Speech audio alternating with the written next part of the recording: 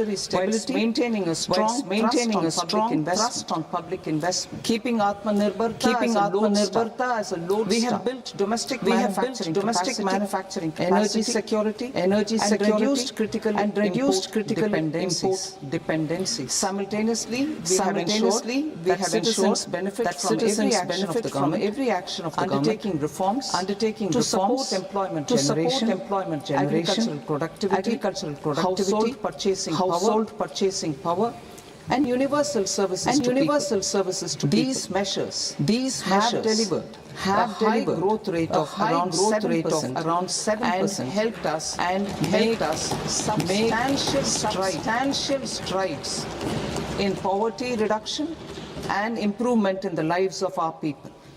Today, we face an external environment in which trade and multilateralism are imperiled and access to resources and supply chains are disrupted.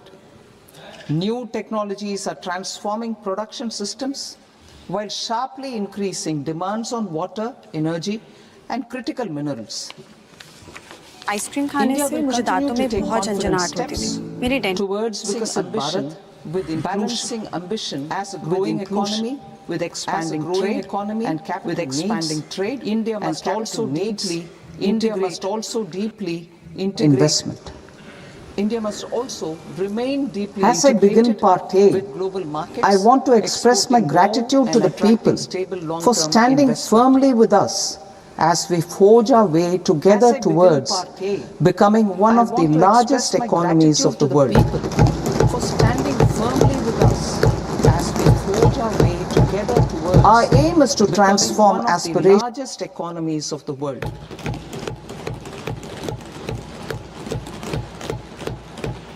Our aim is to transform aspiration into achievement and potential into performance as we ensure that the dividends of growth reach every farmer, the scheduled caste, the scheduled tribes, the nomads, the youth, the poor, and the women.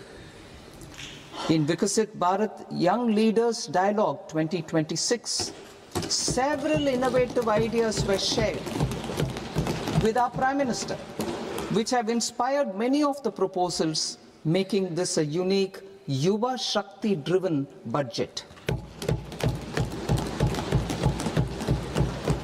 Our government's sankalp is to focus on our poor, underprivileged, and the disadvantaged. To deliver on this sankalp, and given that this is the first budget prepared in Kartavya Bhavan, we are inspired by three Kartavya. Our first Kartavya is to accelerate and sustain economic growth by enhancing productivity and competitiveness and building resilience to volatile global dynamics. Our second Kartavya is to fulfill aspirations of our people and build their capacity, making them strong partners in India's path to prosperity. Our third Kartavya, aligned with our vision of Sabka Saath, Sabka Vikas, is to ensure that every family, community, region, and sector has access to resources, amenities, and opportunities for meaningful participation. This threefold approach requires a supportive ecosystem. The first requirement is to sustain the momentum of structural reforms, continuous, adaptive, and forward-looking. Second, a robust and resilient financial sector is central to mobilizing savings, allocating capital efficiently, and managing risks. Third, cutting-edge technologies, including AI applications, can serve us as force multipliers for better governance. Reform Express. Our government has undertaken comprehensive reforms towards creating employment, boosting productivity, and accelerating growth. After the Prime Minister's announcement on Independence Day in 2025, over 350 reforms have been rolled out. This includes GST simplification, notification of labor codes, and rationalization of mandatory quality control orders. High-level committees have been formed, and in parallel, the central government is working with the state governments on deregulation and reducing compliance requirements. The Reform Express is well on its way and will maintain its momentum to help us fulfill our kartavya. I now move to specific proposals. Under our first kartavya, to accelerate and sustain economic growth, I propose interventions in 6 areas. 1. Scaling up manufacturing in 7 strategic and frontier sectors. 2. Rejuvenating legacy industrial sectors. 3. Creating champion MSMEs. 4. Delivering a powerful push for infrastructure. 5. Ensuring long-term security and stability. And 6. Developing city economic regions.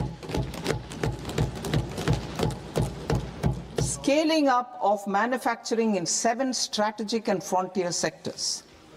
Biopharma Shakti, meaning biopharma strategy for health advancement through knowledge, technology, and innovation. India's disease burden is observed to be shifting towards non-communicable diseases like diabetes, cancer, and autoimmune disorders. Biologic medicines are key to longevity and quality of life at affordable costs. To develop India as a global biopharma manufacturing hub,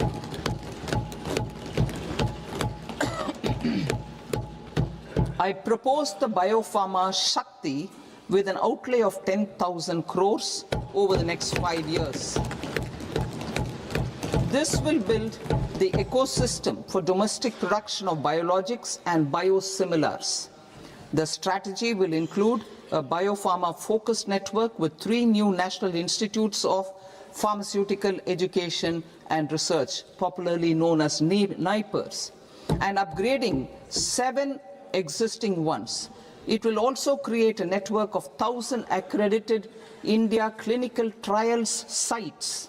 We propose to strengthen the Central Drug Standard Control Organization to meet global standards and approve timeframes through and approval timeframes through a dedicated scientific review cadre and specialists.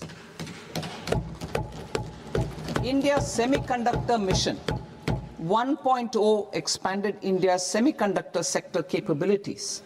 Building on this, we will launch ISM 2.0 to produce equipment and materials, design full-stack Indian IP, and fortify supply chains. We will also focus on industry-led research and training centers to develop technology and skilled workforce. The Electronics Components Manufacturing Scheme, launched in April 2025, with an outlay of 22,919 crores, already has investment commitments at double the targets. We propose to increase the outlay to 40,000 crores to capitalize on this momentum.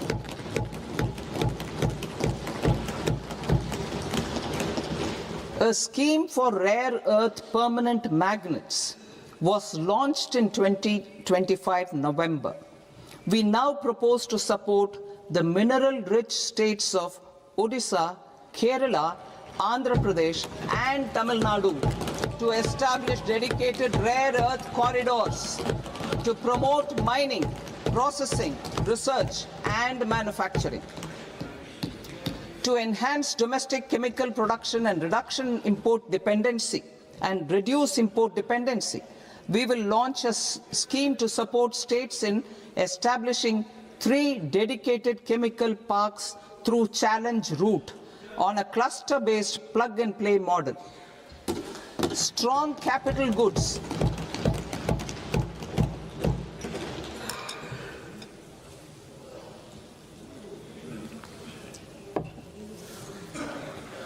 Strong capital goods capability is a determinant of productivity and quality across different sectors.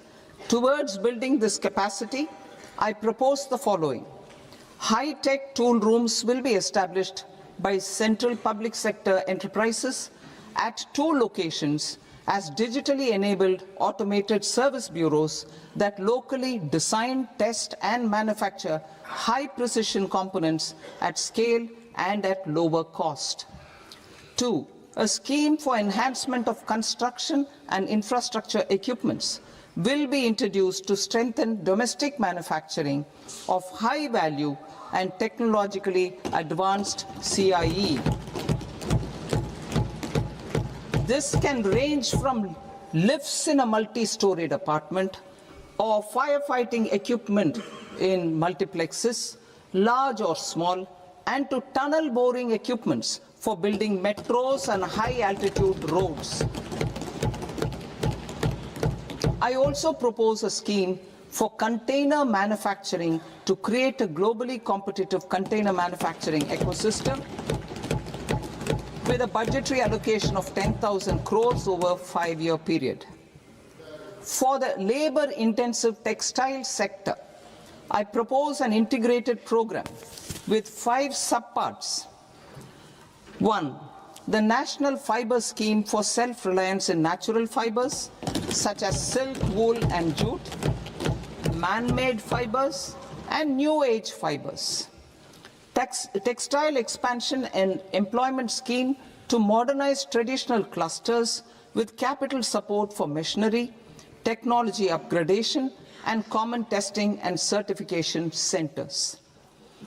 3. The National Handloom and Handicraft Program to integrate and strengthen existing schemes and ensure targeted support for weavers and artisans. Tex Eco Initiative to promote globally competitive and sustainable textiles and apparels.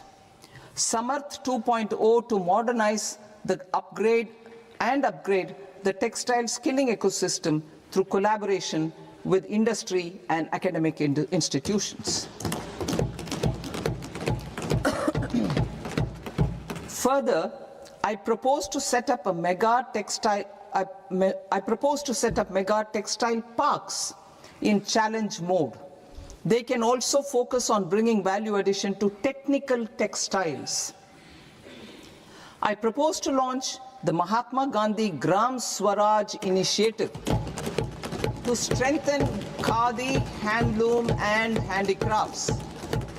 This will help in global market linkage and branding. It will streamline and support training, skilling, quality of process and production. This will benefit our weavers, village industries, one district, one product ODOP initiative, and also our rural youth. India has the potential to emerge as a global hub for high quality, affordable sports goods. I propose a dedicated initiative for sports goods that will promote manufacturing, research, and innovation in equipment design as well as material sciences. Rejuvenation of legacy industrial clusters. I propose to introduce a scheme to revive 200 legacy industrial clusters to improve their cost competitiveness and efficiency through infrastructure and technology upgradation. Creating champion SMEs and supporting micro enterprises. Recognizing MSMEs as a vital engine of growth, I propose a 3-pronged approach to help them grow as champions. Equity support.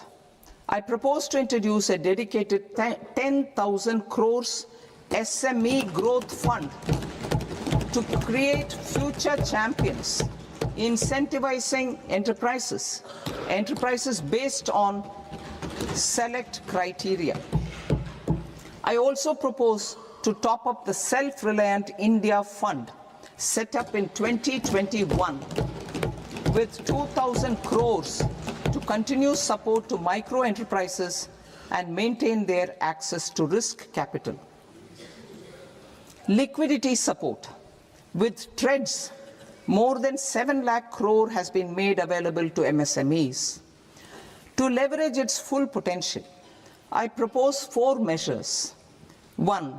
Mandate TREDS as the transaction settlement platform for all purchases from MSMEs by CPSEs, serving as a benchmark for other corporates. 2. Introduce a credit guarantee support mechanism through CGT-MSE for invoice discounting on TREDS platform. 3. Link GEM with TREDS for sharing information with financiers about government purchases from MSMEs, encouraging cheaper and quicker financing. 4. Introduce TREDS receivables as asset-backed securities, helping develop a secondary market, enhancing liquidity and settlement of transactions. Professional support. Government will facilitate professional institutions such as the ICAI, ICSI, ICMAI to design short-term modular courses and practical tools to develop a cadre of corporate mitras, especially in Tier 2 and Tier 3 towns. These accredited para-professionals will help MSMEs meet compliance requirements at affordable costs. Infrastructure.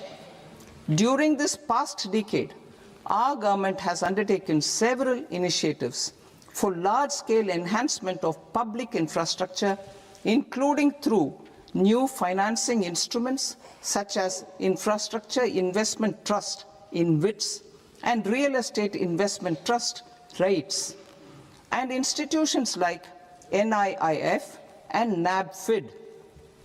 We shall continue to focus on developing infrastructure in cities with over 5 lakh population, that is Tier 2, Tier 3 cities, which have expanded to become growth centers. Public capital expenditure has increased manifold from 2 lakh crore in 2014-15 to an allocation of 11.2 lakh crore in BE 25-26. In this coming year, that is financial year 2026-27, I propose to increase it to 12.2 lakh crores to continue the momentum. To strengthen the confidence of private developers regarding risks during infrastructure development and construction phase, I propose to set up an infrastructure risk guarantee fund to provide prudentially calibrated partial credit guarantee to lenders. Over the years, REITs have emerged as a successful instrument for asset monetization. I propose to accelerate recycling of significant real estate assets of the CPSEs through the setting up of dedicated REITs. To promote environmentally sustainable movement of cargo, I propose to 1. Establish new dedicated freight corridors connecting Dankuni in the east to Surat in the west. Operationalize 20 new national waterways over the next 5 years, starting with National Waterways 5 in Orissa to connect mineral-rich areas of Talcher and Angul and industrial centers like Kalinga Nagar to the ports of Paradeep and Dhamra. Training institutes will be set up as regional centers of excellence for development of required manpower for these waterways. This will benefit youth in the entire stretch of the waterways to train and acquire skills. Further, a ship repair ecosystem catering to inland waterways will also be set up at Varanasi and Patna. And C, launch a coastal cargo promotion scheme for incentivizing a modal shift from rail to road to increase the share of inland waterways and coastal shipping from 6% to 12% by 2047. To enhance last mile and remote connectivity and promote tourism, I propose to give incentives to indigenize manufacturing of seaplanes. A seaplane VGF scheme will be also introduced to provide support for operations. Carbon capture, utilization and storage. Aligning with the roadmap launched in December 2025, the carbon capture, utilization and storage technologies at scale will achieve higher readiness and in end-use application across 5 industrial sectors, including power, steel, cement, refineries, and chemicals. An outlay of 20,000 crore is proposed over the next 5 years for this purpose. City economic regions. Cities are India's engines of growth, innovation, and opportunities. We shall now focus on Tier 2, Tier 3 cities, and even temple towns, which need modern infrastructure and basic amenities. This budget aims to further amplify the potential of cities to deliver the economic power of agglomerations by mapping city economic regions based on their specific growth drivers. An allocation of 5,000 crore per CER over 5 years is proposed for implementing their plans through a challenge mode with a reform-cum-result-based financing mechanism. In order to promote environmentally sustainable passenger systems, we will develop 7 high-speed rail corridors between cities as growth connectors, namely Mumbai to Pune, Pune to Hyderabad, Hyderabad to Bengaluru, Hyderabad to Chennai, Chennai to Bengaluru, Delhi to Varanasi, Varanasi to Siliguri.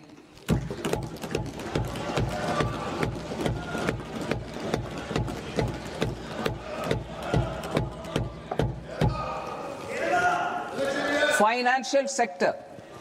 The Indian banking sector today is characterized by strong balance sheet, historic highs in profitability, improved asset quality, and coverage exceeding 98% of villages in the country. At this juncture, we are well placed to futuristically evaluate the measures needed to continue on the path of reform-led growth of this sector.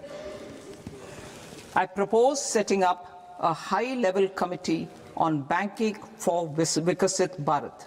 High-level committee on banking for Vikasit Bharat to comprehensively review the sector and align it with India's next phase of growth, while safeguarding financial stability, inclusion, and consumer protection.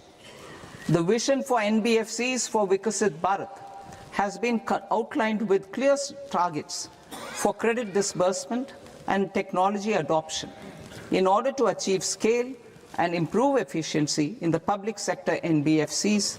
As a first step, it is proposed to restructure the Power Finance Corporation and Rural Electrification Corporation. I propose a comprehensive review of the foreign exchange management non-debt instruments rules to create a more contemporary, user-friendly framework for foreign investments consistent with India's evolving economic priorities. Corporate bond market. I propose to introduce a market-making framework with suitable access to funds and derivatives on corporate bond indices. I also propose to introduce total return swaps on corporate bonds. Municipal bonds. To encourage the issuance of municipal bonds, of higher value by larger cities, I propose an incentive of 100 crore rupees for a single bond issuance. 100 crore rupees for a single bond issuance of more than 1,000 crore. The current scheme under Amrit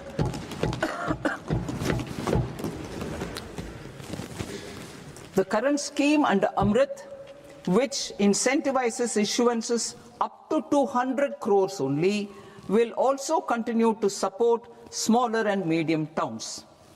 That will also continue to support the smaller and medium towns. Ease of doing business. Individual persons resident outside India, PROI, will be permitted to invest in equity instruments of listed Indian companies through the Portfolio Investment Scheme. It is also proposed to increase the investment limit for an individual PROI under the scheme from 5% to 10%, with an overall investment limit for all individual PROIs to 24% from the current 10%. Emerging technologies including AI. 21st century is technology driven. Adoption of technology is for the benefit of all people. Farmers in the field, women in STEM, youth keen to upskill, and Divyangjan to access newer opportunities. The government has taken several steps to support new technologies through AI Mission, National Quantum Mission, Anusandhan National Research Fund, and Research and Development and Innovation Fund. Our second kartavya is to fulfill aspirations and build capacities. Close to 25 crore individuals have come out of multi-dimensional poverty through a decade of our government's sustained and reform-oriented efforts.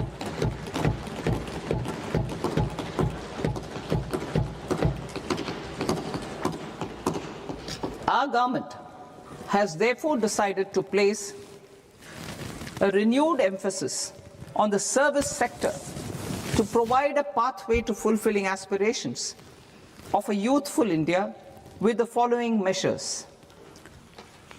I propose to set up a high-powered education to employment and enterprises standing committee to recommend measures that focus on services sector as a core driver of Vikasit Bharat. This will make us a global leader in services with a 10% global share by 2047.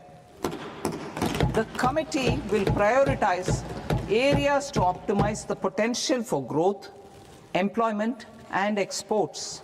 They will also assess the impact of emerging technologies, including AI, on jobs and skill requirements and propose measures thereof. To create a range of skilled career pathways, a new range of skilled career pathways for our youth, I propose interventions in the following sectors. Health. Existing institutions for allied health professionals will be upgraded and new AHP institutions established in private and government sectors.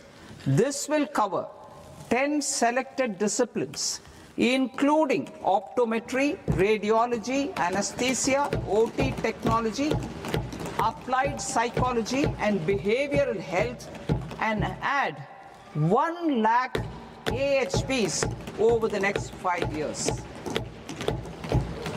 A strong care system covering geriatric and allied care services will be built.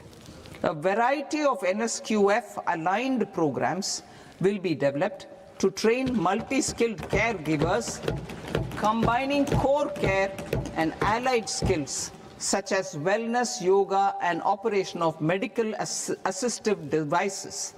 In the coming year, 1.5 lakh caregivers will be trained.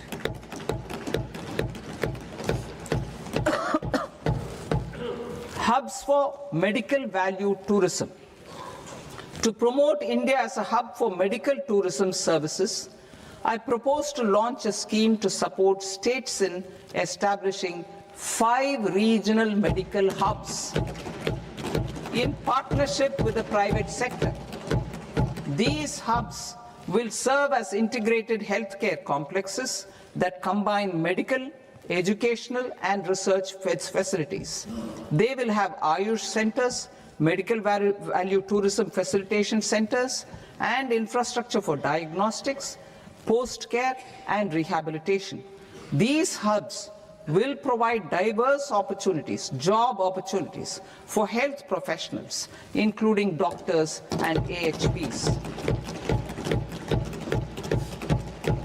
Ancient Indian yoga, already respected in several parts of the world, was given a mass global recognition when Honorable Prime Minister took it to the UN. Post-COVID, Ayurveda gained a similar global acceptance and recognition. Exporting quality Ayurveda products helps farmers who grow the herbs and youth who process the products. To meet growing global demand, a few more steps are being taken. I propose to, 1, set up 3 new All India Institutes of Ayurveda. 2, upgrade Ayush pharmacies and drug testing labs for higher standards of certification ecosystem and make available more skilled personnel. 3, upgrade the WHO Global Traditional Medicine Center in Jamnagar to bolster evidence-based research, training and awareness for traditional medicine. Animal husbandry. Livestock contributes to close to 16% of farm income, including of poor and marginal households. To scale up availability of veterinary professionals by more than 20,000, I propose to roll out a loan-linked capital subsidy support scheme for establishment of veterinary and para-veterinary colleges, veterinary hospitals, diagnostic laboratories, and breeding facilities in private sector. Collaboration between Indian and foreign institutions will also be facilitated. Orange economy.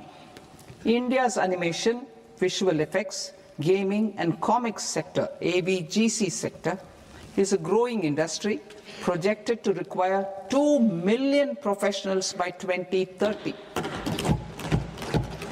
I propose to support the Indian Institute of Creative Technologies, Mumbai, in setting up AVGC content creator labs in 15,000 secondary schools all over the country and 500 colleges. The Indian design industry is expanding rapidly, and yet there is a shortage of Indian designers. I propose to establish, through Challenge Route, a new National Institute of Design to boost design education and development in the eastern region of India. Education. Our government will support states through Challenge Route in creating 5 university townships in the vicinity of major industrial and logistics corridors. These planned academic zones will host multiple universities, colleges and research institutions, skill centers and residential complexes. In higher education, STEM institutions, prolonged hours of study and laboratory work pose some challenges for girl students. Through VGF, Viability Gap Funding and capital support, 1 girls' hostel will be established in every district.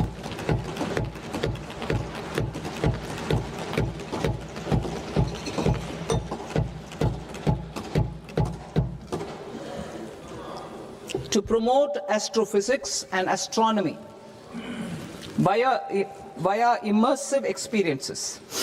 4 telescope infrastructure facilities will be set up or upgraded. The National Large Solar Telescope, the National Large Optical Infrared Telescope, the Himalayan Chandra Telescope, and the Cosmos 2 Planetarium. Tourism. The tourism sector has the potential to play a large role in the employment generation, forex earnings, and expanding the local economy. I propose to set up a National Institute of Hospitality by upgrading the existing National Council for Hotel Management and Catering Technology.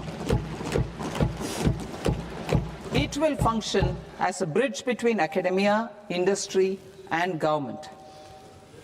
I also propose a pilot scheme for upskilling 10,000 guides in 20 iconic tourist sites through a standardized, high-quality, 12-week training course in hybrid mode in collaboration with the Indian Institute of Management. A national destination digital knowledge grid will be established to digitally document all places of significance, cultural, spiritual, and heritage. This initiative will create a new ecosystem of jobs for local researchers, historians, content creators, and technology partners. India has the potential and opportunity to offer world-class trekking and hiking experience. We will develop ecologically sustainable mountain trails in Himachal Pradesh, Uttarakhand, and Jammu Kashmir. Also in Araku Valley in the Eastern Ghats and Podigai Malai in the Western Ghats. Turtle trails along key nesting sites in the coastal areas of Odisha, Karnataka, and Kerala. And 3 bird watching trails along the Pulikat Lake in Andhra Pradesh, Tamil Nadu. It's on the border. Under the visionary leadership of Honorable Prime Minister, we established the International Big Cat Alliance in 2024. This year, India is hosting the first ever Global Big Cat Summit, where heads of governments and ministers from 95 range countries will deliberate on collective strategies for conservation. Heritage and culture tourism. I propose to develop 15 archaeological sites, including Lothal, Dolavira, Rakhi-Gadi, Adichanallur, Saranath, Hastinapur, and Leh Palace into vibrant experiential cultural destinations. Excavated landscapes will be open to the public through curated walkways. Immersive storytelling skills and technologies will be introduced to help conservation labs, interpretation centers, and guides. The sports sector provides multiple means of employment, skilling, and job opportunities. Taking forward the systematic nurturing of sports talent which is set in motion through the Khelo India program earlier, I propose to launch a Khelo India mission to transform the sports sector over the next decade. The mission will facilitate an integrated talent development pathway supported by training centers which are foundational, intermediate, and elite levels. B, systematic development of coaches and support staff. C, integration of sports science and technology. D, competitions and leagues to promote sports culture and provide platforms. And E, development of sports infrastructure for training and competition. Our third Kartavya aligns with our vision of Sabka Saath, Sabka Vikas towards Vikasit Bharat. This requires targeted efforts for 1. Increasing farmer incomes through productivity enhancement and entrepreneurship, with special attention to small and marginal farmers. B. Empowering Divyangjan through access to livelihood opportunities, training, and high-quality assistive devices. C. Empowering the vulnerable to access mental health and trauma care. D. Focus on the Purvodaya states and the Northeast region to accelerate development and employment opportunities. Fisheries. We will undertake initiatives for integrated development of 500 reservoirs and Amrit Sarovars. 2. Strengthen the fisheries value chain in coastal areas and enable market linkages involving startups and women-led groups together with fish farmer producer organizations. Animal husbandry. To provide quality employment opportunities in rural and peri-urban areas, we will support the animal husbandry sector in entrepreneurship development through A. A credit-linked subsidy program, B. Scaling up and modernization of livestock enterprises, C. Enhanced creation of livestock, dairy, and poultry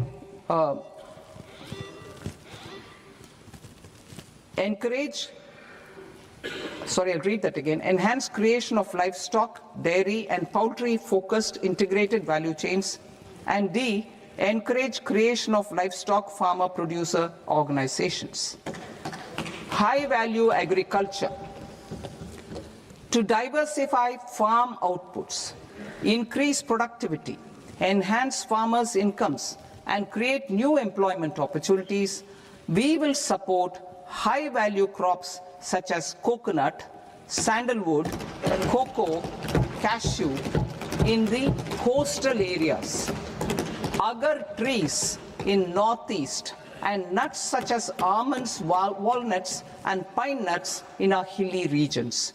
These, all of them, will be supported. India is the world's largest producer of coconuts.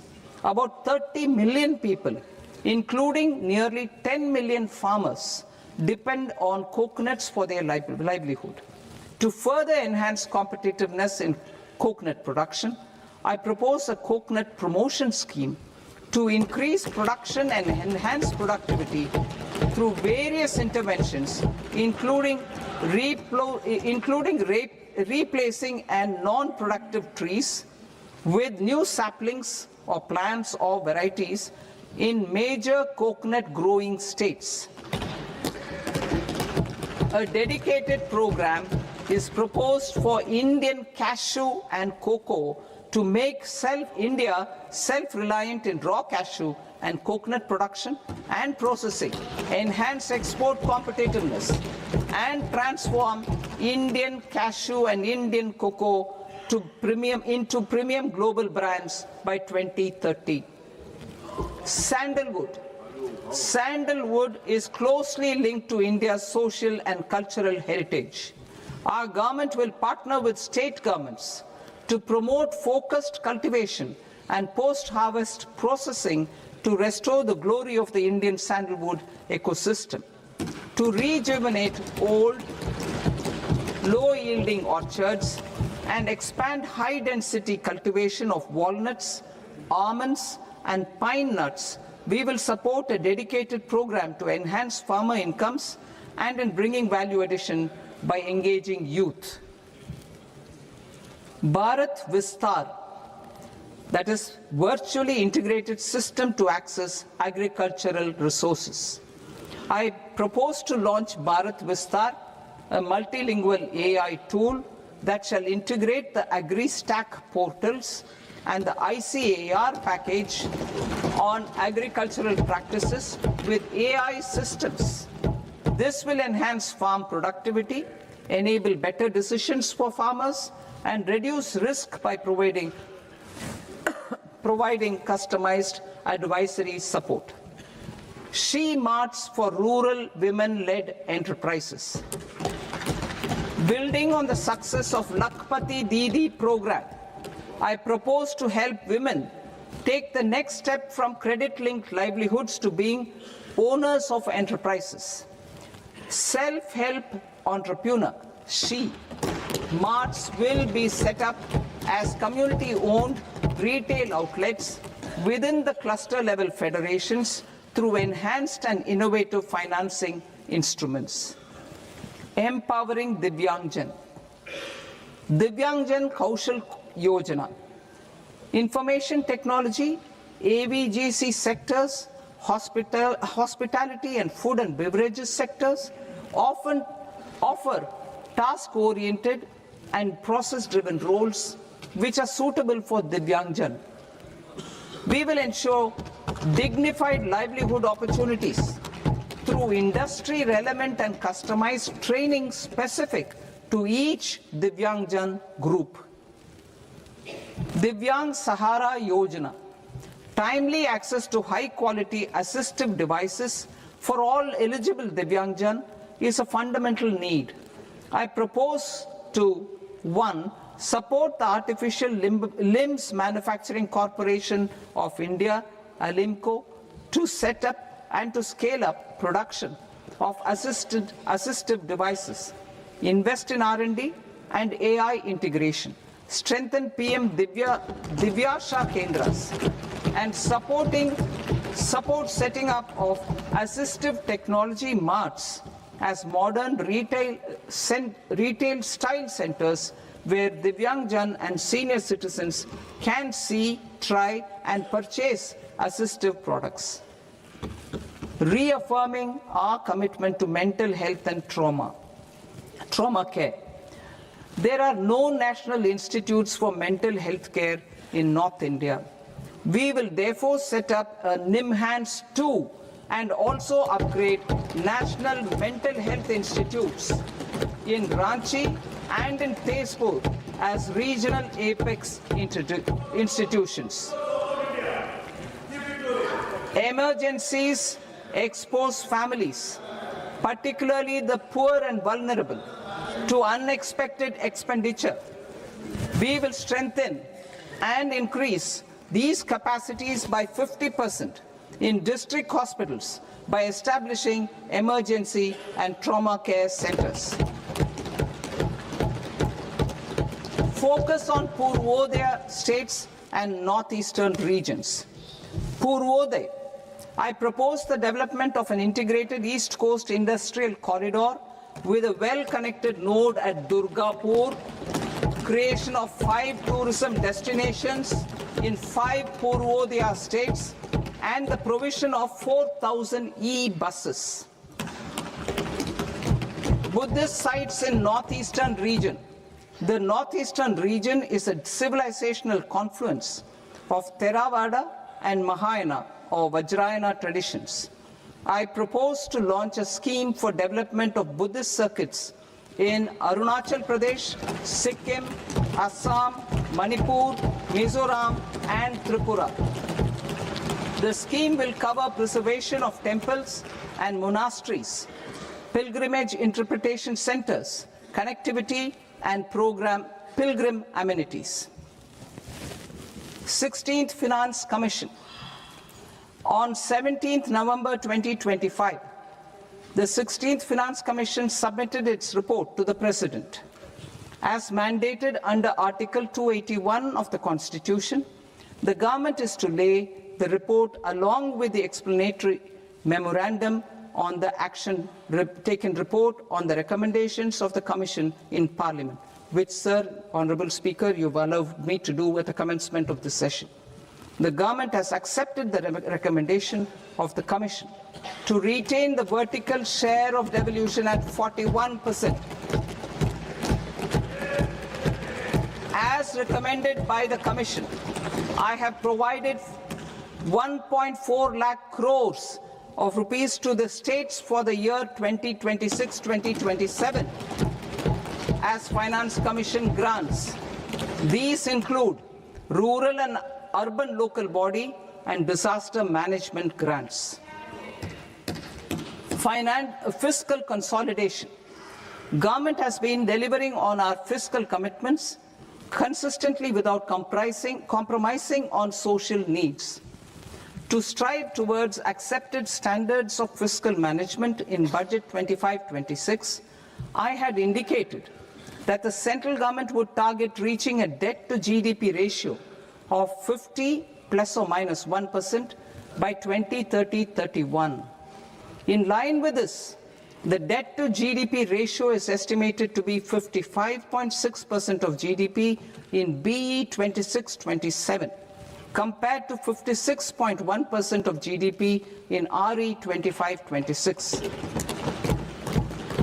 A declining debt to GDP ratio will gradually free up resources for priority sector lending and expenditure by reducing the outgo on interest payments.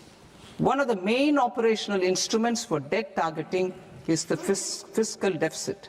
I am happy to inform this august House that I fulfilled my commitment made in 2021-2022 to reduce fiscal deficit below 4.5% of GDP by 25-26.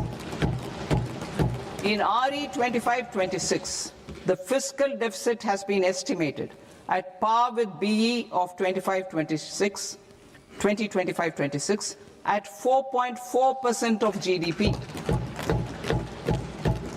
In line with the new fiscal prudence path of debt consolidation, the fiscal deficit in BE 26-27 is estimated to be 4.3% of the GDP.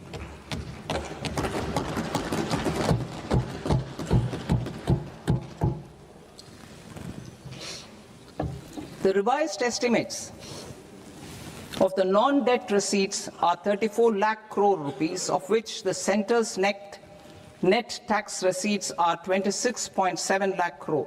The revised estimate of the total expenditure is 49.6 lakh crore rupees, of which the capital expenditure is about 11 lakh crores.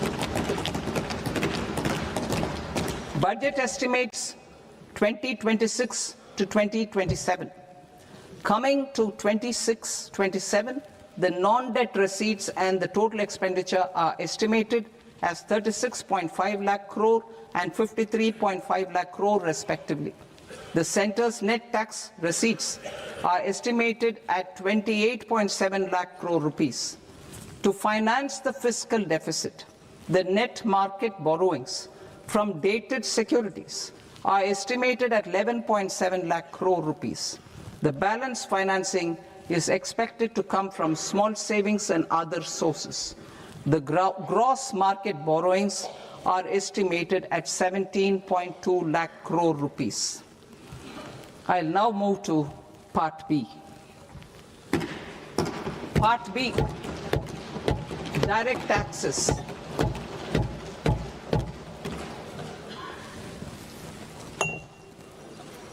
Honorable Speaker, sir, I now present my proposals on direct taxes. New Income Tax Act. In July 2024, I announced a comprehensive review of the Income Tax Act 1961. This was completed in a record time, and the Income Tax Act 2025 will come into effect from 1st April 2026. The simplified income tax rules and forms will be notified shortly, giving adequate time to taxpayers to acquaint themselves with its requirements. The forms have been redesigned such that ordinary citizens can comply without difficulty. Ease of living.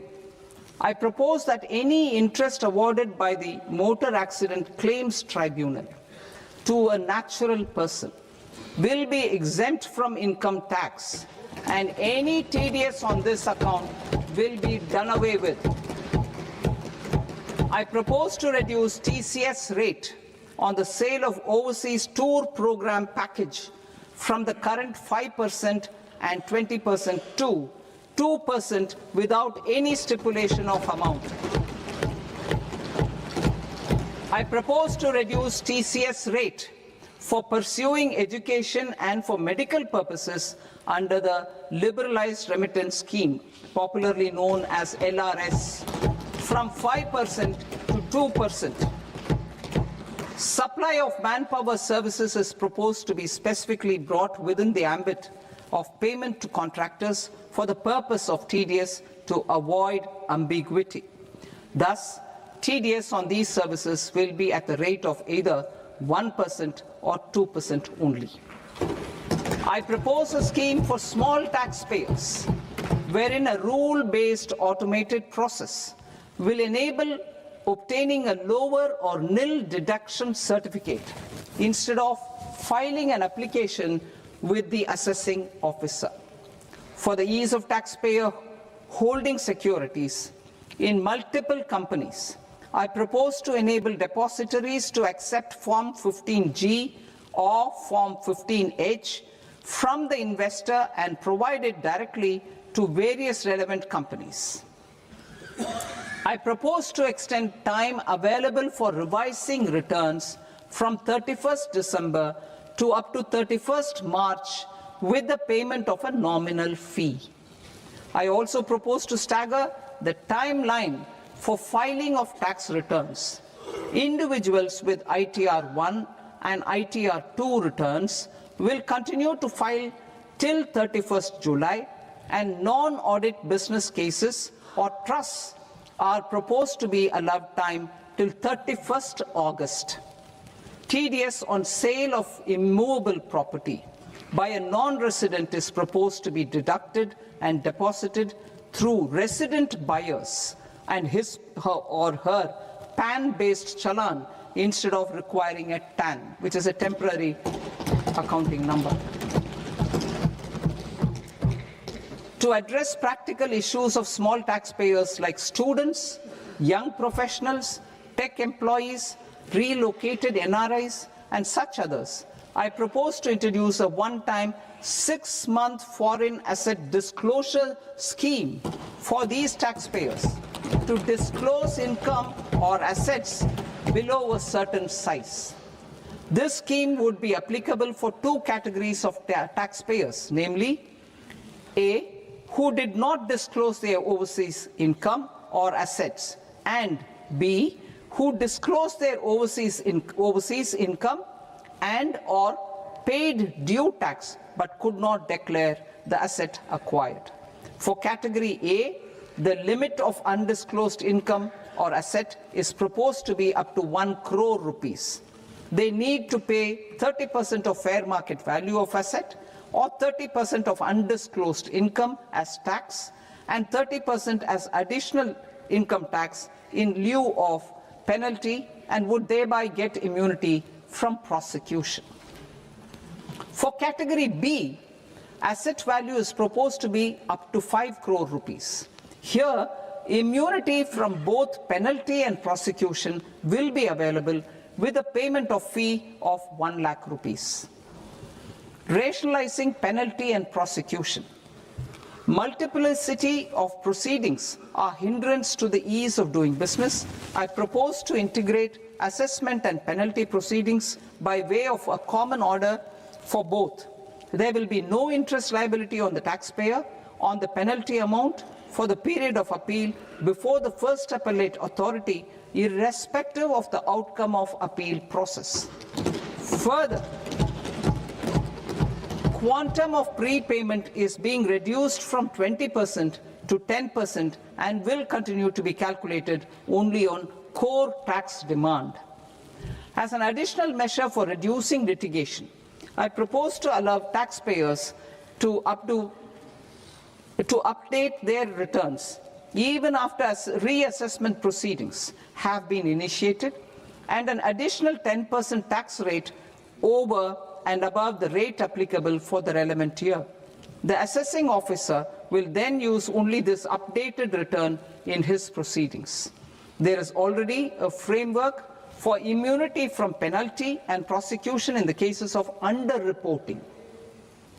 I propose to apply this framework for immunity to misreporting too.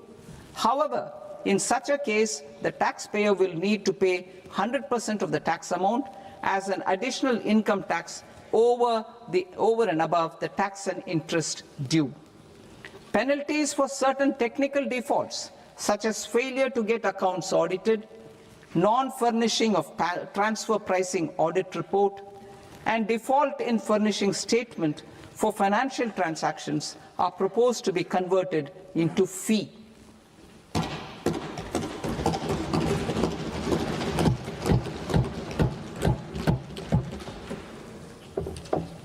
I propose to rationalize prosecution framework under Income Tax Act while maintaining a careful balance for deterrence in some serious offence. Non-production of books of account and documents and requirement of TDS payment where payment is made in kind are being decriminalized. Further, minor offences will attract fine only. The remaining prosecutions will be graded commensurate with the quantum of offence. They will entail only simple imprisonment with maximum imprisonment reduced to 2 years and power to courts to convert even those into fines. There is no penalty. There is no penalty presently for non-disclosure of non-immovable foreign assets with aggregate value less than 20 lakh rupees. I propose to also provide them with immunity from prosecution with retrospective effect from 1/10/2024.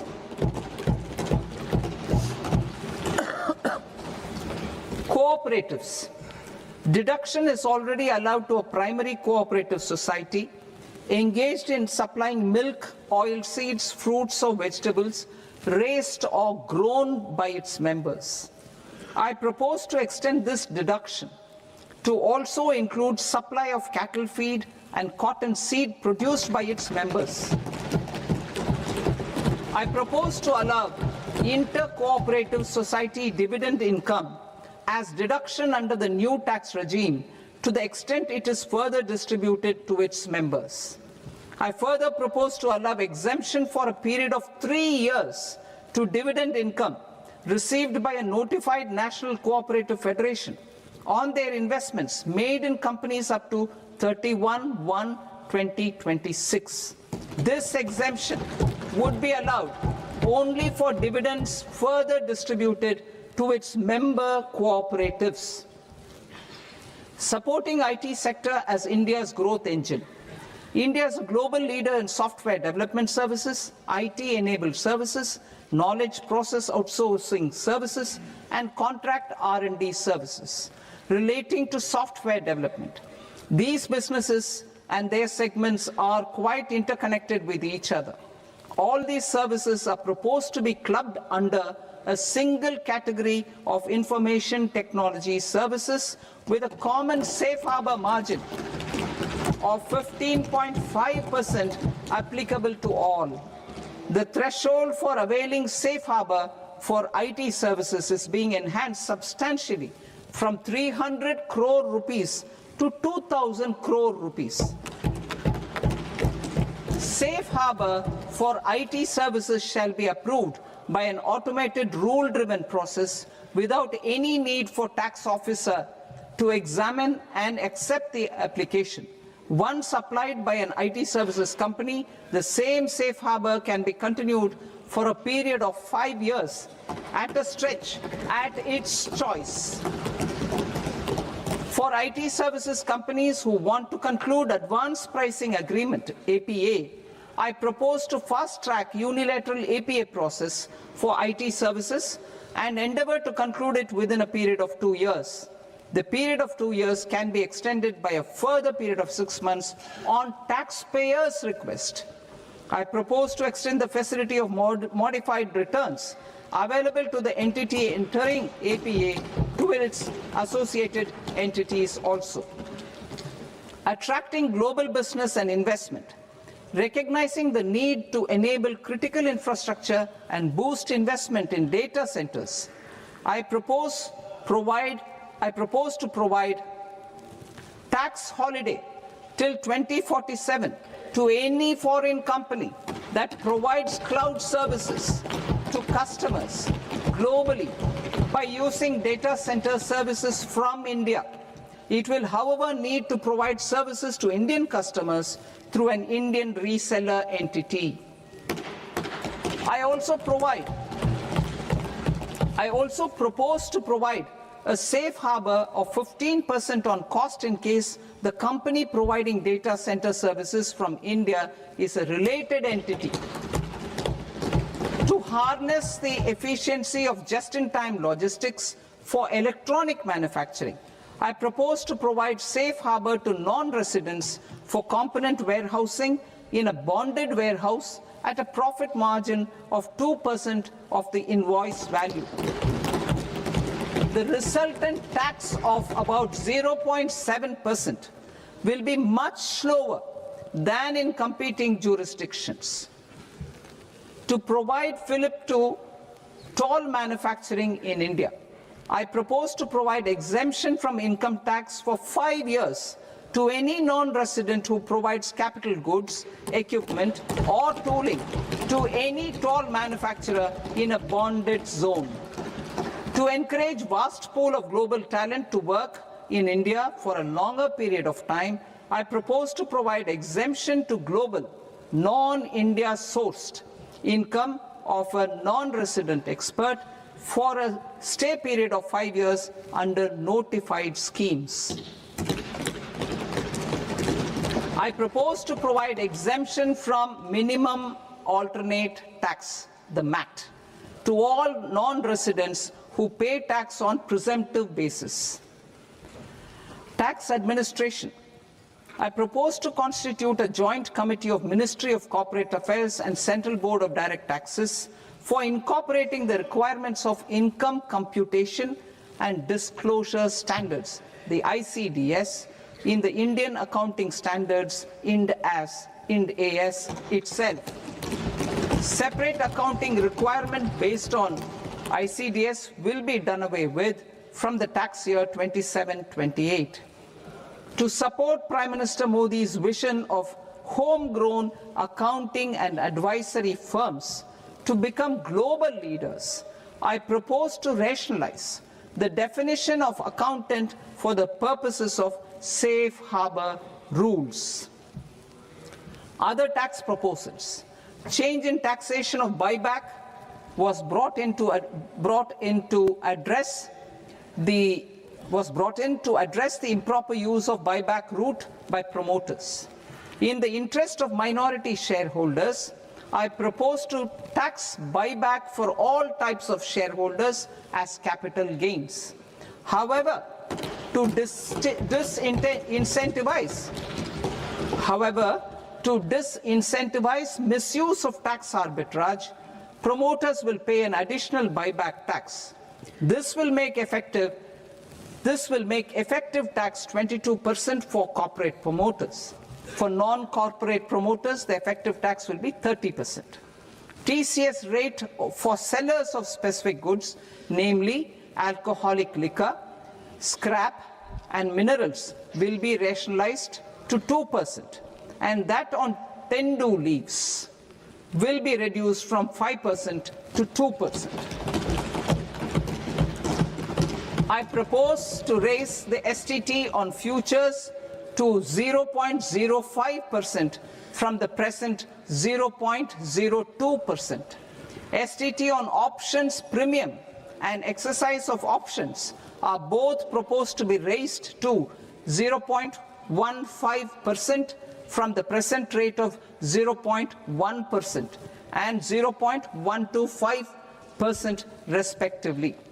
We reformed the taxation landscape for corporates in 2019 by providing them a simplified regime with lower tax rate so that they could productively focus on business rather than on claim of deductions and exemptions.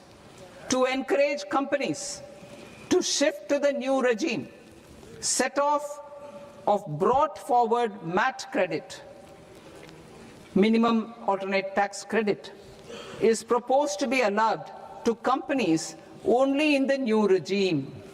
Set off using available MAT credit is proposed to be allowed to an extent of 1/4 of the tax liability in the new regime. MAT is proposed to be made final tax, so there will be no further credit accumulation from 1st April 2026. In line with this change, the rate of final tax is being reduced to 14% from the current MAT rate of 15%. The brought forward MAT credit of taxpayers accumulated till 30th March 2026 will continue to be available to them for set-off as above. Indirect taxes. I shall now take up proposals related to indirect taxes.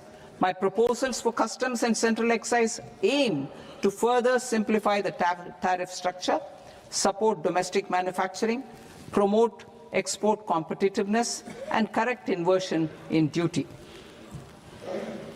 To continue weeding out long-continuing customs duty exemptions, I propose to remove certain exemptions on items which are being manufactured in India or where the imports are negligible. Similarly, to further simplify the process of ascertaining the rate of duty applicable on a particular item, I propose to incorporate certain effective rates in various customs notifications to the tariff schedule itself. I shall now take up sector-specific proposals. Promotion of exports of marine, leather, and textile products.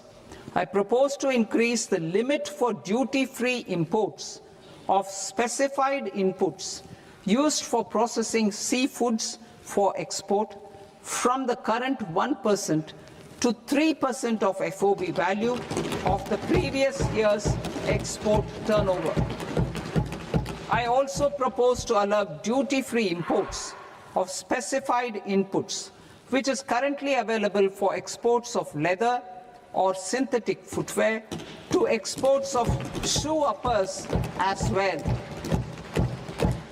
I propose to extend the time period for export of final product from the existing 6 months to 1 year for exporters of leather or textile garments, leather or synthetic footwear, and other leather products. Energy transition and security. I propose to extend the basic customs duty exemption given to capital goods used for manufacturing lithium-ion cells for batteries to those used for manufacturing lithium-ion cells for battery energy storage systems also. I propose to exempt basic customs duty on import of sodium antimonate for use in manufacture of solar glass. Nuclear power.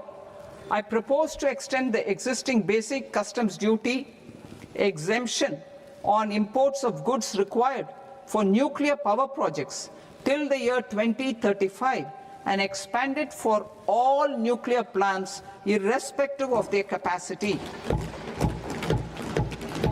Critical minerals. It is proposed to provide basic customs duty exemption to the import of capital goods required for the processing of critical minerals in India.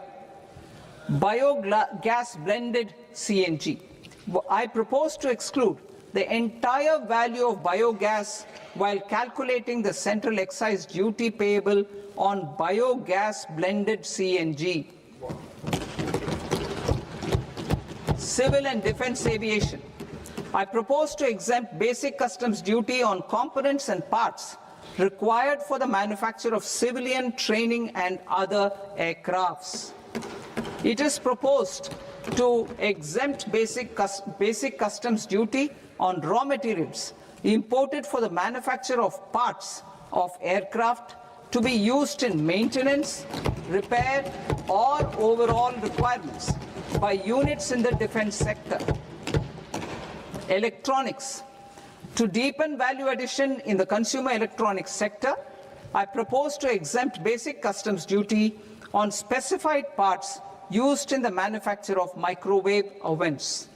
Special economic zone.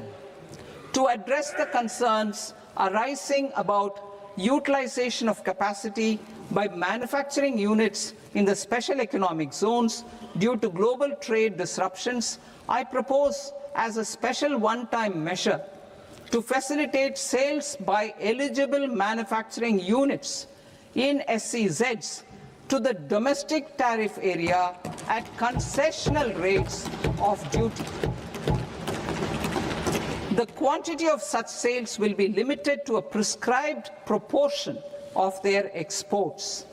Necessary regulatory changes will be undertaken to operationalize the measures while ensuring level playing field for the units working in the DTA. Ease of living. To rationalize the customs duty structure for goods imported for personal use, I propose to reduce the tariff rate on all dutiable goods imported for personal use from 20% to 10%. To provide relief to patients, particularly those suffering from cancer, I propose to exempt basic customs duty on 17 drugs or medicines. I propose also to add 7 more rare diseases for the purposes of exempting import duties on personal imports of drugs, medicines, and food for special medical purposes used in their treatment. Customs process. India's role and share in the global trade is poised for a major leap in line with our ambition and journey towards Viksit Bharat. In this regard, I propose many measures for custom processes to have minimal intervention for smoother and faster movement of goods and greater certainty to the trade. Trust-based systems. I propose to enhance duty deferral period for Tier 2 and Tier 3 authorized economic operators, known as AEOs, from 15 days to 30 days. I propose to provide eligible manufacturer importers the same duty deferral facility. This should encourage them to get themselves accredited as a full-fledged Tier 3 AEO in due course. To provide greater certainty and for better business planning, I propose to extend validity period of advance ruling binding on customs from the present 3 years to 5 years. In the spirit of the whole of government approach,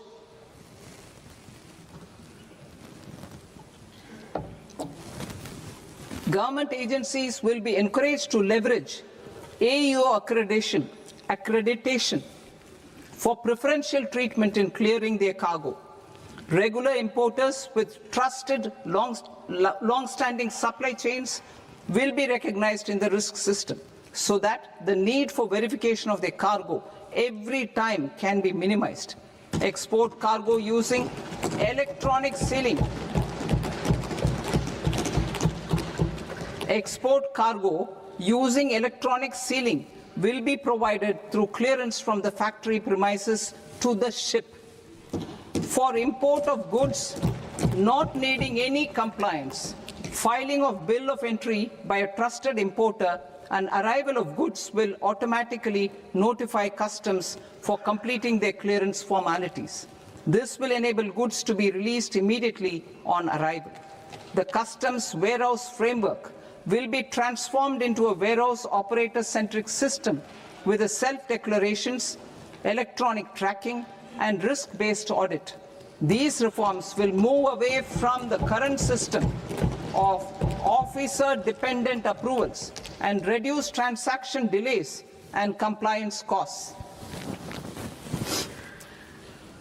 Ease of doing business. Approvals required for cargo clearance from various government agencies will be seamlessly processed through a single and interconnected digital window by the end of the financial year. Processes involved in clearance of food, drugs, plant, and animal and wildlife products, accounting for about 70% of interdicted cargo, will be operationalized on this system by April 2026 itself.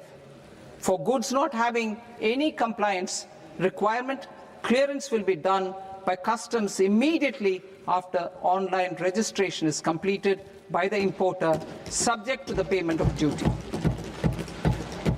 Customs integrated system will be rolled out in 2 years as a single integrated and scalable platform for all customs processes. Utilization of non-intrusive scanning with advanced imaging and AI technology for risk assessment will be expanded in a phased manner with the objective to scan every container across all the major ports. New export opportunities to support Indian fishermen to fully harness the economic value of marine resources beyond our territorial waters. The following measures will be taken. A. Fish catch by an Indian fishing vessel in exclusive economic zone or on the high seas will be made free of duty. Landing of such fish on foreign port will be treated as export of goods. Safeguards will be put in place to prevent misuse during fish catch, transit or transshipment. To support aspirations of India's small businesses, artisans and startups to access global markets through e-commerce, I am pleased to announce complete removal of the current value cap of 10 lakh rupees per consignment on courier exports. In addition, handling of rejected and returned consignments will be improved with effective use of technology for identifying such consignments. I propose to revise provisions governing baggage clearance during international travel to address genuine concerns of passengers.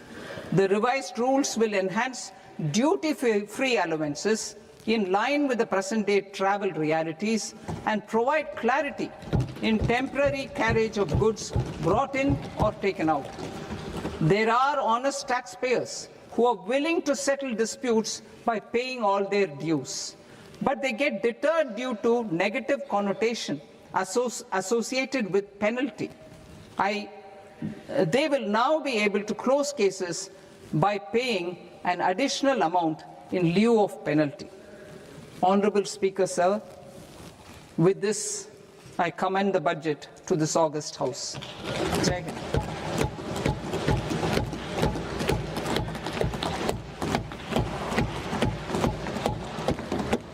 One and a half hours. Item number 3 माननीय वित्त मंत्री जी।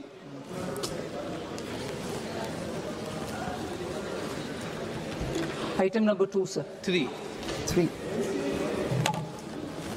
Sir, with your permission, I rise to lay on the table of the following statements under Section 3, 1 of the Fiscal Responsibility and Budget Management Act of 2003. Medium-term fiscal policy, fiscal policy strategy statement, and macroeconomic framework statement.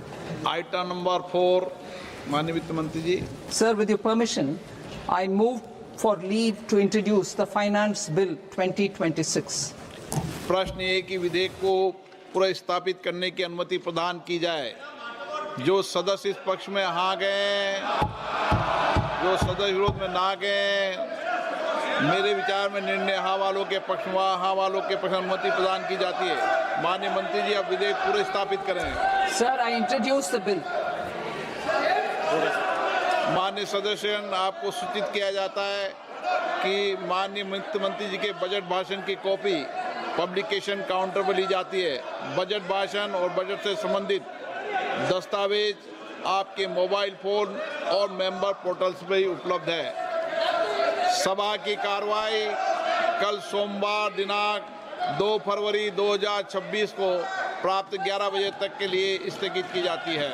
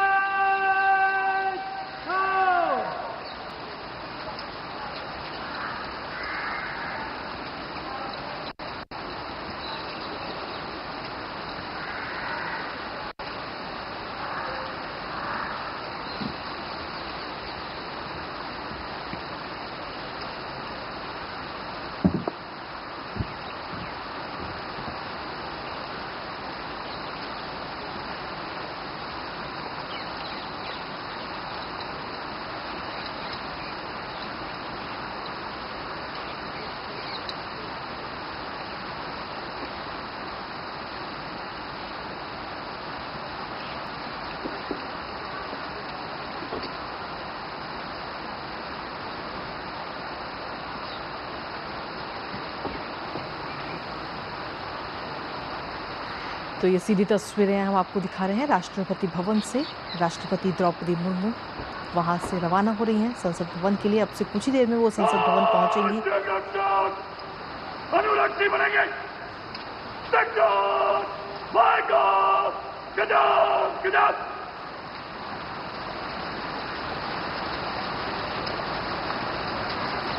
तो सीधी तस्वीर इस वक्त आपको दिखा राष्ट्रपति भवन से, जहां राष्ट्रपति द्रौपदी मुर्मू इस समय संसद भवन के लिए रवाना हो चुकी हैं और अब से कुछ ही देर में वो संसद भवन पहुंचेंगी, जिसके बाद में वहां पर आज से बजट सत्र की शुरुआत हो रही है और सबसे पहले सदन को संबोधित करते हुए नजर आएंगी राष्ट्रपति द्रौपदी मुर्मू, जहां सदन के दोनों सदनों में उनका एक संयुक्त बैठक और उसमें उनका अभिभाषण होगा। उनके अभिभाषण में किन किन मुद्दों का जिक्र होगा, उस पर हर किसी की नज़र लगातार बनी हुई है। हमारे साथ हमारे सहयोगी ऋषि इस वक्त जुड़ गए हैं, सीधा उनका रुख करेंगे फोन लाइन पर। ऋषि, सीधी तस्वीरें इस वक्त हम अपने दर्शकों को दिखा रहे हैं राष्ट्रपति भवन से, जहां राष्ट्रपति द्रौपदी मुर्मू इस समय संसद भवन के लिए रवाना हो चुकी हैं।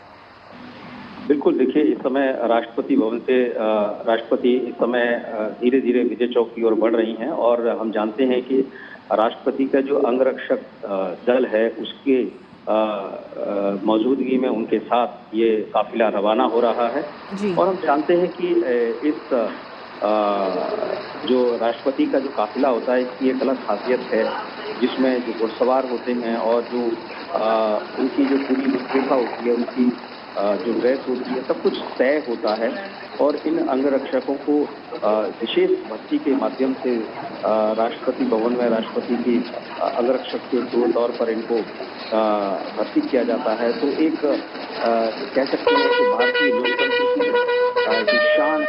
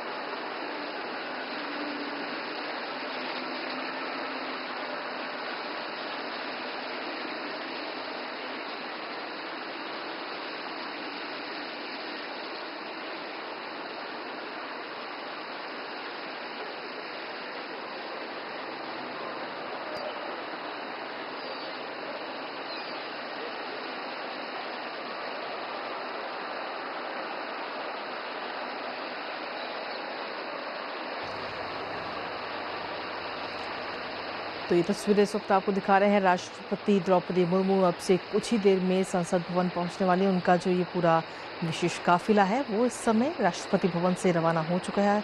अपनी विशेष बग्गी में सवार हैं इस वक्त देश की राष्ट्रपति द्रौपदी मुर्मू और उनके साथ में पूरे उनके अंगरक्षक दल भी इस वक्त आप देख पा रहे हैं स्क्रीन पर।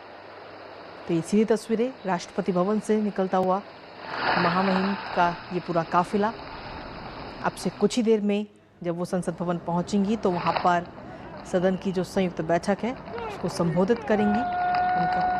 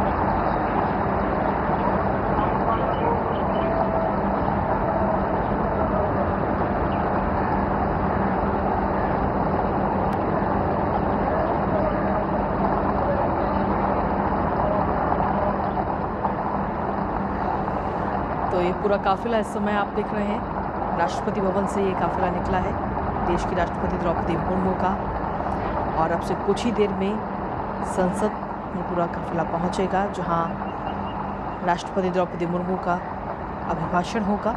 संयुक्त बैठक को संबोधित करते हुए नजर आएंगी महामहिम और ये अब से कुछ ही देर का और इंतजार। दरअसल आपको बता दें कि आज से संसद के बजट सत्र की शुरुआत हो रही है और बजट सत्र की शुरुआत में सबसे पहले राष्ट्रपति का संबोधन होता है, उनका अभिभाषण होता है, जिसके बाद में उनके अभिभाषण पर 3 दिन चर्चा भी होगी और इसी के साथ बजट पेश किया जाएगा 1 फरवरी को रविवार को। तो बजट से काफ़ी ज़्यादा उम्मीद है, लेकिन उससे पहले जब राष्ट्रपति का अभिभाषण होगा तो उस पर भी हर किसी की नज़र है कि इस बार राष्ट्रपति के अभिभाषण में वो किन चीज़ों का उल्लेख करेंगी, क्योंकि उसके बाद में उनके अभिभाषण पर 3 दिन चर्चा भी सदन में होगी।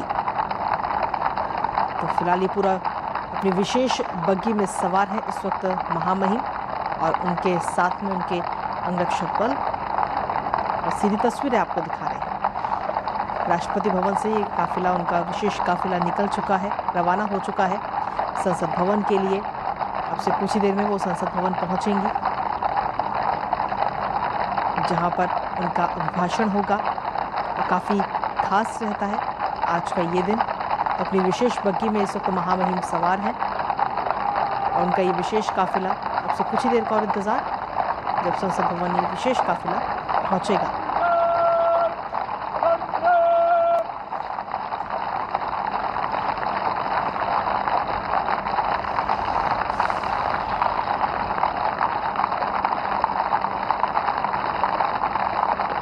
तो घोड़ों की आप आवाज़ आप सुन पा रहे होंगे और ये तस्वीरें भी आपको दिखा रहे हैं। इस विशेष बग्गी में सवार हैं इस समय महामहिम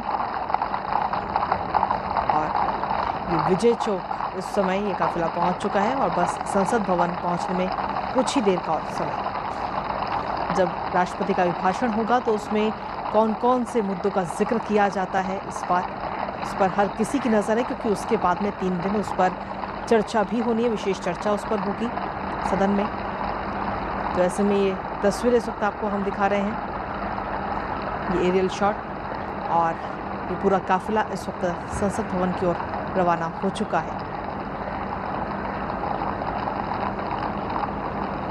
इस बार 1 तारीख को जब बजट पेश किया जाएगा तो उस बजट से भी काफ़ी ज़्यादा उम्मीदें इस वक्त आम जन को हैं। क्या चीज़ें महंगी होंगी, क्या सस्ती होंगी, और किस वर्ग को कितना लाभ मिलेगा, कितनी राहत मिलेगी, इस पर हर किसी की नज़र है। क्योंकि महिलाओं की अगर हम बात करें तो वो अपने रसोई खर्चे में कटौती की उम्मीद करती हैं, और ऐसे में हर वर्ग को इस वक्त उम्मीदें हैं इस बार के बजट सत्र से कि जब बजट पेश किया जाएगा तो उन्हें कितनी राहत मिलेगी। किसानों की अपनी उम्मीदें हैं, युवाओं की अपनी उम्मीदें हैं, और जो व्यापारी वर्ग है उसकी भी अपनी उम्मीदें हैं। हालांकि देखना होगा कि इस बार के बजट सत्र में क्या कुछ खास रहता है और किसकी उम्मीदें कितनी पूरी हो पाती हैं। तो ये फिलहाल तस्वीरें आपको दिखा रहे हैं, सीधी तस्वीरें। ये विजय चौक इस वक्त काफिला पहुंच चुका है, और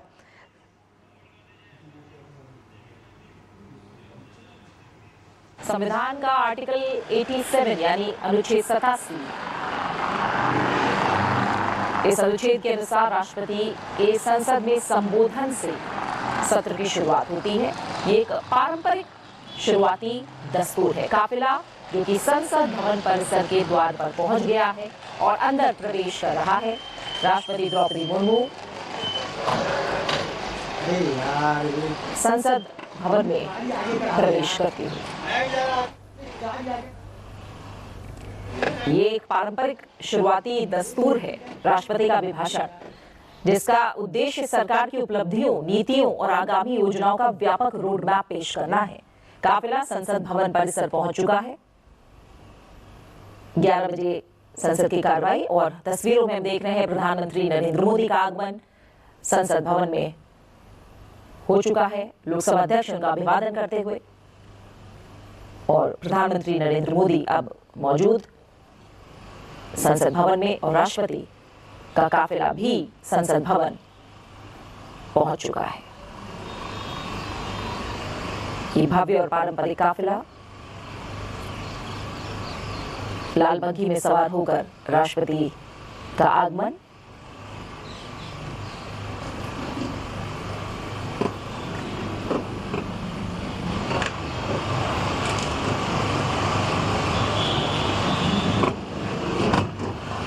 सीधी तस्वीरें आप देख रहे हैं संसद भवन परिसर से।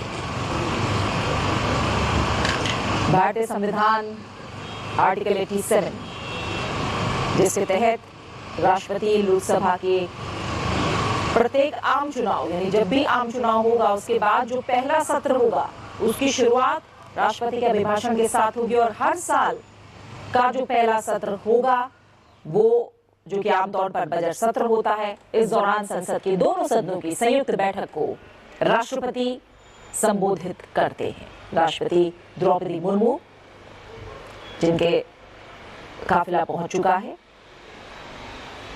संसद भवन, आज राष्ट्रपति के अभिभाषण के साथ सत्र की शुरुआत, संयुक्त बैठक को वो संबोधित करेंगी। सरकार की नीतियों, आगामी योजनाओं का एक नीतिगत विवरण यह अभिभाषण होगा। सरकार के एजेंडे और दिशा का व्यापक फ्रेमवर्क आज इस अभिभाषण के जरिए हम देखेंगे, सुनेंगे। आज इस अभिभाषण के जरिए हम देखेंगे, सुनेंगे, समझेंगे।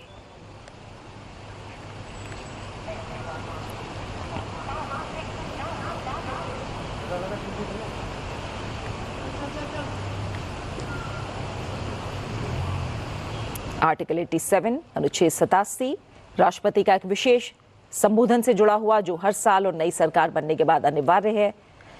इसके अलावा अनुच्छेद 86 की अगर बात करें तो ये राष्ट्रपति को संसद के किसी भी सदन या संयुक्त सदन को संबोधित करने का अधिकार देता है। उपराष्ट्रपति सीपी राधाकृष्णन, प्रधानमंत्री नरेंद्र मोदी, लोकसभा अध्यक्ष ओम बिरला राष्ट्रपति के स्वागत और अभिवादन के लिए तैयार।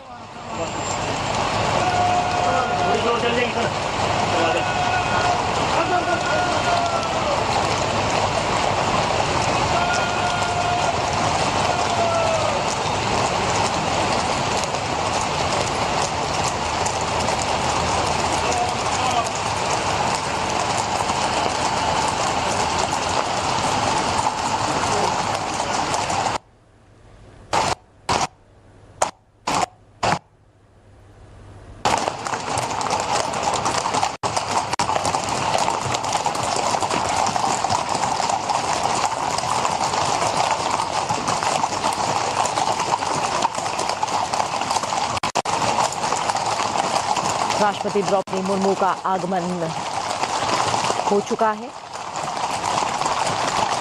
उपराष्ट्रपति सीपी राधाकृष्णन, जो कि राज्यसभा के पदेन सभापति हैं, प्रधानमंत्री नरेंद्र मोदी और लोकसभा अध्यक्ष ओम बिरला उनके स्वागत और अभिवादन के लिए द्वार पर मौजूद हैं।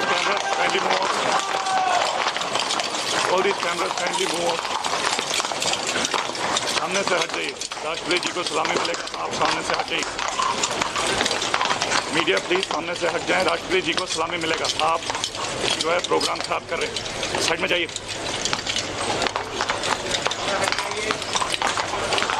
आप राष्ट्रपति की सलामी के बीच में नहीं आ सकते, आप साइड में जाइए।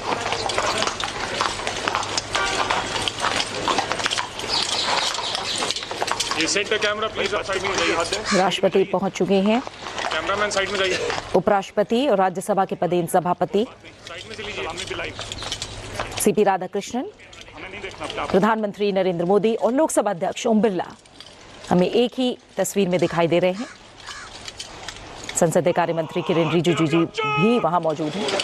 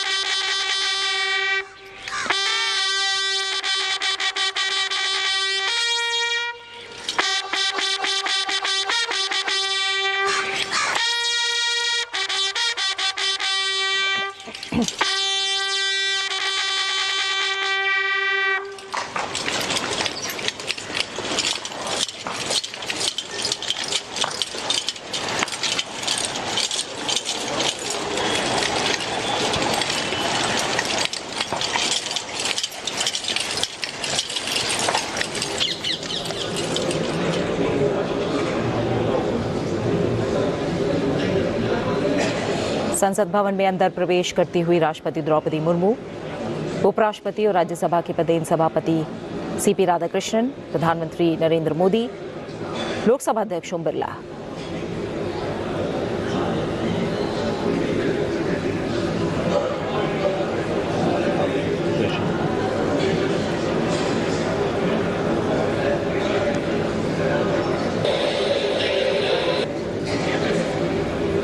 करती हुई राष्ट्रपति द्रौपदी मुर्मू,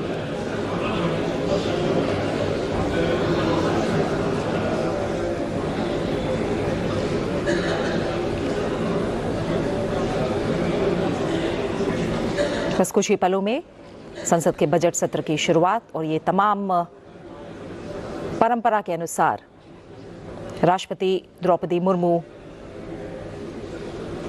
अभिभाषण, कुछ ही पलों में उनका अभिभाषण होगा।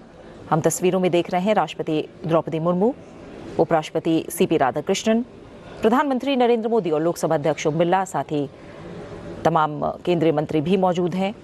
केंद्रीय मंत्री किरेन रिजिजू को भी हम तस्वीरों में देख पा रहे हैं। और बजट सत्र की आज विधिवत और एक तरह से हम कहें तो पारंपरिक शुरुआत। महामहिम राष्ट्रपति जी,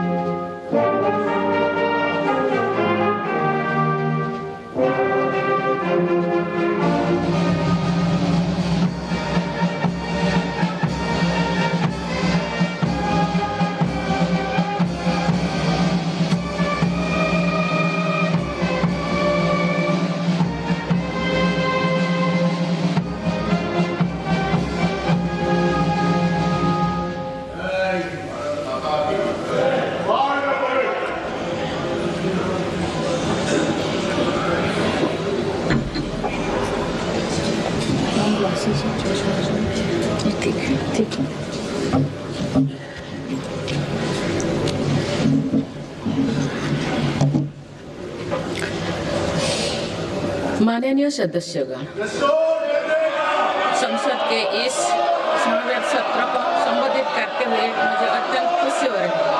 बीता वर्ष भारत के तेज विकास और विरासत के उत्सव के रूप में स्मरणीय रहा है। ये कालखंड अपने साथ अनेक प्रेरणाएं लेकर आया है। इस समय वंदे मातरम के 150 वर्ष होने पर पूरे देश में समारोह आयोजित हो रहा है। सभी देशवासी इस महान प्रेरणा के लिए ऋषि बंकिम चंद्र चट्टोपाध्याय जी को नमन कर रहे हैं। मैं आप सभी संसद सदस्यों को बधाई देती हूं कि इस पूर्ण अवसर पर संसद में विशेष चर्चा का आयोजन किया गया है। माननीय सदस्यगण, इसी दौरान देशवासियों ने श्री गुरु तेग बहादुर जी का 350 शहीद दिवस पर्व पूरी श्रद्धा के साथ मनाया। भगवान बिरसा मुंडा के 150 जन्म जयंती वर्ष के दौरान देश ने उन्हें श्रद्धांजलि दी और आदिवासी समाज के योगदान को याद किया। सरदार पटेल की 150वीं जन्म जयंती से जुड़े आयोजन ने एक भारत श्रेष्ठ भारत के भाव को मजबूत दी। सभी देशवासी इस बात के भी साक्षी बने कि कैसे भारत रत्न भूपेन हजारिका की जन्म शताब्दी के समारोह सूर और देश का एकता के भाव से भर दिया गया है। जब देशवासी अतीत के ऐसे महान पड़ावों और अपने पूर्वजों के महान योगदान को याद करते हैं तो नई पीढ़ी के प्रेरणा मिलती है। ये प्रेरणा विकसित भारत के और हमारी यात्रा के ओर गति देती है। माननीय सदस्यगण, वर्ष 2026 के साथ ही हमारे देश इस सदी के दूसरी पड़ाव पर पहुंच गया है। भारत के लिए सदी के पहले 25 वर्षों का समापन अनेक सफलताओं, गौरवशाली उपलब्धियों और असाधारण अनुभवों के साथ हुआ है। बीते 10-11 वर्षों में भारत ने हर क्षेत्र में अपनी नींव मजबूत की है। ये वर्ष 2047 तक विकसित भारत की तेज यात्रा का बहुत बड़ा आधार है। माननीय सदस्यगण, बाबा साहेब अम्बेडकर ने हमेशा समानता और सामाजिक न्याय पर जोर दिया है। हमारे संविधान भी हमें यही प्रेरणा देता है। सच्चा सामाजिक न्याय यानी देश के हर नागरिक को उसका पूरा हक मिले, बिना किसी भेदभाव से मिले। मेरी सरकार सच्ची सामाजिक न्याय के लिए समर्पित है और इसी का नतीजा है कि पिछले एक दशक में 25 करोड़ देशवासी गरीबी को हराकर गरीबी से बाहर निकल के सरकार के तीसरे कार्यकाल में गरीबों को सशक्त करने के लिए अभियान और तेजी से आगे बढ़ा है। पिछले एक दशक में गरीबों के 4 करोड़ पक्के घर बने। बीते एक वर्ष में 32 लाख नए घर गरीबों के को मिले। जल जीवन मिशन के 5 वर्षों में 12.5 करोड़ नए परिवारों तक पाइप से पानी पहुंचाया गया है। बीते एक वर्ष में करीब 1 करोड़ नए परिवार तक नल से जल की सुविधा पहुंची। उज्ज्वला योजना के माध्यम से अब तक 10 करोड़ से ज्यादा परिवारों को एलपीजी कनेक्शंस मिले हैं और पिछले वर्ष भी ये अभियान तेजी से आगे बढ़ रहा है। मेरी सरकार पारदर्शी और ईमानदार व्यवस्थाओं को स्थायी बना रही है।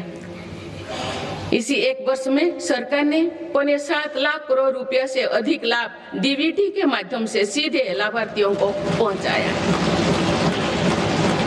माननीय सदस्यगण, मेरी सरकार दलितों, पिछड़ों, वंचितों, जनजातीय समाज सभी के लिए पूरी संवेदनशीलता से काम कर रही है। सबका साथ सबका विकास का विजन देश के हर नागरिक के जीवन में सकारात्मक प्रभाव ला रहा है। वर्ष 2014 की शुरुआत में सिर्फ 25 करोड़ नागरिकों तक की सोशल सिक्योरिटी की योजनाएं पहुंच पाती थी। सरकार के प्रयासों में निरंतरता की वजह से आज करीब 95 करोड़ भारतीयों को सोशल सिक्योरिटी का कवच मिला है। गरीब मरीजों के लिए प्रारंभ की गई आयुष्मान भारत योजना से बीते वर्ष तक देश भर के अस्पतालों में 11 करोड़ से अधिक मुफ्त इलाज किए जा चुके हैं। इस योजना के तहत बीते वर्ष 2.5 करोड़ गरीबों के मुफ्त इलाज मिला है। बीते लगभग 1.5 वर्षों में करीब 1 करोड़ बुजुर्गों को वय वंदना कार्ड जारी किए गए हैं। इनकी मदद से करीब 8 लाख बुजुर्गों ने अस्पतालों में भर्ती रहते हुए अपना मुफ्त इलाज कराया है। आज देश में बने 1,80,000 आयुष्मान आरोग्य मंदिर की वजह से मरीजों को घर के पास इलाज मिलना सुनिश्चित हुआ है। मेरी सरकार ने बड़ी बीमारियों के खिलाफ निर्णायक लड़ाई लड़ी है। सिकल सेल एनीमिया उन्मूलन मिशन में 6.5 करोड़ से अधिक नागरिकों का स्क्रीनिंग की गई है। इससे कई जनजातीय इलाकों में इस बीमारी को रोकने में मदद मिली है। मिशन मोड में चलाए जाए गए अभियानों के कारण जापानी इंसेफेलाइटिस जैसे बीमारियों पर प्रभावी नियंत्रण पाया गया है। उत्तर प्रदेश के कई पिछड़े इलाके ग्रामीण क्षेत्रों में इस रोग की प्रभावी रोकथाम सुनिश्चित हुई है। ये गर्व की बात है कि विश्व स्वास्थ्य संगठन में भारत को आंखों का संक्रमण ट्राइकोमा से मुक्त घोषित कर दिया है। मेरी सरकार हर नागरिक को बीमा सुरक्षा देने के लिए भी प्रतिबद्ध है। प्रधानमंत्री जीवन ज्योति बीमा योजना और पीएम सुरक्षा बीमा योजना की इसमें बड़ी भूमिका है। इन योजनाओं से करोड़ों जरूरतमंद नागरिकों को बीमा कवरेज मिला है। इनके तहत 24,000 करोड़ रुपया से अधिक का क्लेम भी दिया गया है।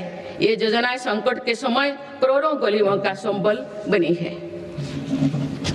माननीय सदस्यगण, मुझे ये देखकर संतोष है कि आज देश के युवा, किसान, श्रमिक और उद्यमी विकसित भारत के निर्माण में अपनी भूमिका का लगातार विस्तार कर रहे हैं। बीते वर्ष के उत्साहवर्धक आंकड़े इसका प्रमाण है। पिछले वर्ष में भारत ने रिकॉर्ड 350 मिलियन टन से ज्यादा खाद्यान्नों का उत्पन्न हुआ है। 150 मिलियन टन उत्पादन के साथ भारत दुनिया का सबसे बड़ा चावल उत्पादन देश बन गया है। हमारा देश विश्व का दूसरे सबसे बड़ा मछली उत्पादन देश भी बना है। ये ब्लू इकोनॉमी में देश की सफलता को दिखाता है। दूध उत्पादन क्षेत्र में भी भारत दुनिया के सबसे सफल देश के रूप में जाना जाता है। एक सहकारिता आंदोलन की मजबूती का परिणाम है। देश के मैन्युफैक्चरिंग सेक्टर में भी इस दौरान रिकॉर्ड ग्रोथ दर्ज किया है। मोबाइल मैन्युफैक्चरिंग जैसे फील्ड में भारत अब दुनिया का दूसरे सबसे बड़ा देश बन गया है। 2025-26 के पहले 5 महीने में भारत का स्मार्टफोन एक्सपोर्ट 1 लाख करोड़ रुपया के पार हो गया था। इस साल भारत ने 100 से अधिक देशों को इलेक्ट्रिक व्हीकल का निर्यात शुरू किया। माननीय सदस्यगण, मेरी सरकार भ्रष्टाचार और घोटाला से मुक्त व्यवस्था का निर्माण करने में सफल हो रहा है। इससे करदाताओं की एक एक पाई देश के विकास और जन कल्याण से खर्च हो रही है। भारत आज आधुनिक इंफ्रास्ट्रक्चर पर अभूतपूर्व निवेश कर रहा है। जल, थल, नभ हर क्षेत्र में भारत की तेज गति आज विश्व में चर्चा का विषय है। अटल जी के समय पीएम ग्रामीण सड़क योजना शुरू हुई थी। बीते एक वर्ष में भारत ने लगभग 18,000 किलोमीटर नई ग्रामीण सड़कें जोड़ी है। आप भारत की करीब पूरी ग्रामीण आबादी सड़क से जुड़ चुकी है। गरीब तथा मध्यम वर्ग की सेवा में लगी भारतीय रेल तेजी से 100% इलेक्ट्रिफिकेशन के लक्ष्य के प्रति आगे बढ़ रही है। मिजोरम के आइजल और नई दिल्ली को डायरेक्ट रेल रोड से जोड़ा गया है। बीते वर्षों जब आइजल के स्टेशन पर पहली बार राजधानी एक्सप्रेस का आगमन हुआ तो स्थानीय लोगों के उत्साह ने सारे देश को प्रसन्नता से के भाव से जोड़ा है। जम्मू कश्मीर विश्व के सबसे उच्च रेलवे आर्च ब्रिज, चुनाव ब्रिज और तमिलनाडु में नई पंगन ब्रिज का निर्माण कर भारत ने इंफ्रास्ट्रक्चर क्षेत्रों में एक कीर्तिमान स्थापित किया है। आज जम्मू कश्मीर से केरल तक 150 से ज्यादा वंदे भारत ट्रेनों का नेटवर्क खड़ा हो चुका है। कुछ दिन पूर्व ही वंदे भारत ट्रेनों के नई पीढ़ी का पदार्पण हुआ है। बंगाल से असम के बीच वंदे भारत स्लीपर ट्रेनों की शुरुआत भारत की रेल प्रगति की नई उपलब्धि है। भारत के मेट्रो नेटवर्क पर भी देशवासियों को गर्व है। 2025 में भारत का कुल मेट्रो नेटवर्क 1000 किलोमीटर के ऐतिहासिक आंकड़ों को पार कर गया है। भारत दुनिया के तीसरी सबसे बड़े मेट्रो नेटवर्क वाला देश बन गया है। मेरी सरकार ने इनलैंड वाटरवेज के विकास पर भी अनेक काम किए हैं। पहले भारत में राष्ट्रीय जलमार्गों की संख्या 5 थी, जो अब 100 से अधिक हो चुकी है। इससे उत्तर प्रदेश, बंगाल, बिहार समेत पूर्वी भारत के राज्य लॉजिस्टिक हब बनकर उभर रहे हैं। क्रूज टूरिज्म से तटीय और नदी इलाकों में पर्यटन बढ़ रहा है और स्थानीय अर्थव्यवस्था मजबूत हो रही है। माननीय सदस्यगण, स्पेस टूरिज्म भी अब भारत की पहुंच से दूर नहीं है। भारत के युवा अंतरिक्ष यात्री शुभांशु शुक्ला का इंटरनेशनल स्पेस स्टेशन पर पहुंचना एक ऐतिहासिक यात्रा का आरंभ है। आने वाले समय में हमारा देश अंतरिक्ष में भारतीय स्टेशन की स्थापना की दिशा में आगे बढ़ने वाला है। देश बहुत उत्साह के साथ गगनयान मिशन पर भी काम कर रहा है। माननीय सदस्यगण, दशकों से लंबित परियोजनाओं को गति देने के लिए योजनाओं के लाभ को हर लाभार्थी तक पहुंचाने के लिए मेरी सरकार ने प्रगति नाम से एक नई व्यवस्था आरंभ की है। दिसंबर 2025 में प्रगति के 50वें बैठक का ऐतिहासिक पड़ाव भी आया। बीते वर्ष में प्रगति ने 85 लाख करोड़ रुपया से अधिक के प्रोजेक्ट्स के गति दी। लाखों करोड़ रुपया की कल्याणकारी योजनाओं को धरातल पर उतारने में मदद की। रिफॉर्म, परफॉर्म, ट्रांसफर के जिस मंत्रों को लेकर देश चल रहा है, उसकी सफलता में प्रगति की इन बैठक ने बहुत बड़ी भूमिका निभाई है। माननीय सदस्यगण, बीते 11 वर्षों में देश की आर्थिक नींव बहुत मजबूत हुई है। दुनिया में अनेक प्रकार के संकटों के बावजूद भारत दुनिया की फास्टेस्ट ग्रोइंग मेजर इकोनॉमी बना हुआ है। भारत ने महंगाई दर को कम रखने के अपने रिकॉर्ड को और बेहतर किया है। इसका सीधा फायदा देश के गरीब और मध्यम वर्गीय परिवारों को हो रहा है। मेरी सरकार ने नीतियों के कारण देशवासियों की आय बढ़ी है, बचत बढ़ी है और खरीद शक्ति में भी वृद्धि हुई है। अभी यूरोपियन यूनियन के साथ फ्री ट्रेड एग्रीमेंट पर जो सहमति हुई है, मैं सभी देशवासियों को इसके लिए बहुत बहुत बधाई देती हूँ। ये ऐतिहासिक कदम भारत में मैन्युफैक्चरिंग सेक्टर और सर्विस सेक्टर के गति देगा, भारत के युवाओं के लिए रोजगार के अनेक नए अवसर बनाएगा। माननीय सदस्यगण, आज मेरी सरकार रिफॉर्म्स एक्सप्रेस के पथ पर चल रही है। पुराने नियमों और प्रावधानों को भविष्य की जरूरत के हिसाब से निरंतर बदला जा रहा है। सभी ने देखा है कि कैसे जीएसटी में ऐतिहासिक नेक्स्ट जनरेशन रिफॉर्म ने देशवासियों का उत्साह से भर दिया। इस रिफॉर्म के कारण देशवासियों को 1 लाख करोड़ रुपए की बचत सुनिश्चित हुई। जीएसटी में कटौती के बाद वर्ष 2025 में 2 व्हीलर का रजिस्ट्रेशन 2 करोड़ से पार कर गया है। ये अपने आप में नया रिकॉर्ड है। इनकम टैक्स कानून भी अब नए स्वरूप में सामने आया है। 12 लाख रुपया तक की आय पर टैक्स जीरो करने का ऐतिहासिक फैसला लिया गया है। ऐसे रिफॉर्म से गरीब और मध्यम वर्ग परिवारों को अभूतपूर्व फायदा हो रहा है। इससे देश की अर्थव्यवस्था को भी नई गति मिली है। माननीय सदस्यगण, देश में अनेक नए सेक्टर्स के उदय के साथ ही श्रमिकों के हितों को सुरक्षित करना भी उतना ही आवश्यक है। नई श्रमिक कानून लागू करने के पीछे भी ये उद्देश्य है। लंबे समय से देश के श्रम शक्ति दर्जनों कानूनों में उलझे हुए थे। इसको आप सिर्फ 4 कोड में सीमित किया गया है। इससे श्रमिकों के उचित वेतन, भत्ते और अन्य कल्याणकारी लाभ मिलने आसान हुई है। देश के युवाओं और महिलाओं को इसका खास तौर से फायदा होगा। माननीय सदस्यगण, मेरी सरकार भारत को ग्रीन ग्रोथ और आधुनिक टेक्नोलॉजी का पावर हाउस बनाने में जुटे हैं। तेजी से बढ़ती डिजिटल अर्थव्यवस्था, एआई और डेटा सेंटर्स निवेश बढ़ रहा है। इकोनॉमी के इस नए स्वरूप के लिए अधिक ऊर्जा की भी जरूरत है। इस दिशा में परमाणु ऊर्जा की बड़ी भूमिका है। हाल ही में पारित शांति अधिनियम से 2047 तक 100 गीगावाट परमाणु ऊर्जा का लक्ष्य पाने में मदद मिलेगी। इस ऐतिहासिक रिफॉर्म के लिए मैं आप सभी का बहुत बहुत अभिनंदन करती हूँ। न्यूक्लियर के अलावा भारत सोलर पावर सेक्टर में तेजी से आगे बढ़ रहा है। पीएम सूर्यघर मुक्त बिजली योजना से देश के आम उपभोक्ता आप बिजली के उत्पादक बन रहे हैं। आप तक लगभग 20 लाख रूफटॉप सोलर सिस्टम लगाए जा चुके हैं।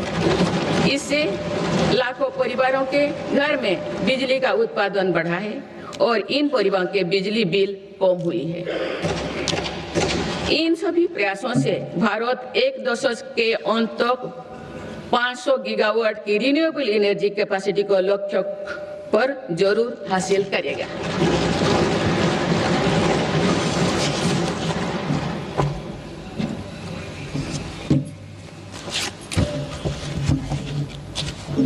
माननीय सदस्यगण, किसी भी न्याय व्यवस्था की वास्तविक सफलता इस बात से तय होती है कि उसके कानून नागरिकों से भय का नहीं बल्कि सुरक्षा, सुविधा एवं सशक्तिकरण का भाव पैदा करे। इस बात को ध्यान में रखते हुए भारतीय न्याय संहिता को तेजी से लागू किया गया है। साथ ही जन विश्वास कानून का एक और संस्करण भी देश में लाया गया है। अभी तक 300 से अधिक प्रावधानों को अपराधी की श्रेणी से बाहर किया जा चुका है। विकसित भारत के संकल्प की सिद्धि के लिए मेरी सरकार इस रिफॉर्म एक्सप्रेस की गति को निरंतर तेज करती है।